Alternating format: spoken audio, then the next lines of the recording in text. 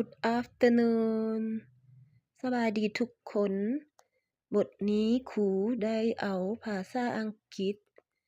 เขียนออกมาเป็นเทียบกับภาษาลาว ตัวอย่าง A B C D E F G H I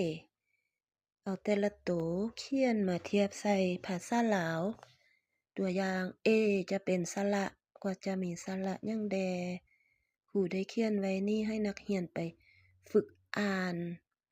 พร้อมทั้งเขียนเป็น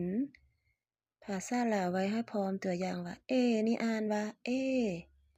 B จะแทนให้ตัวบอ C จะแทนให้ตัวกอตัวขอตัวสอ D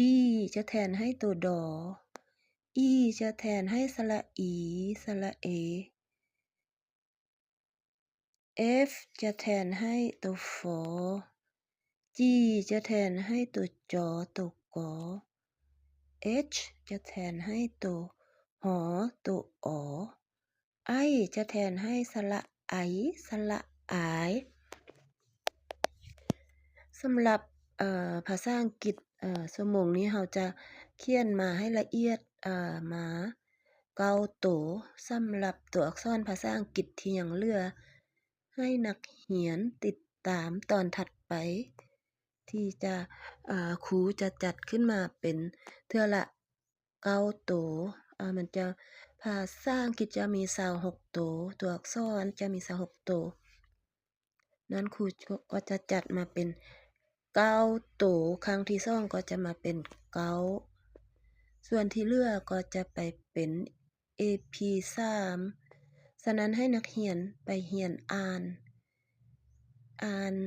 แล้วก็ให้ท่องขึ้นใจพร้อมเด้ออยู่นี่จะมี9ตัวคือ A B C D E F G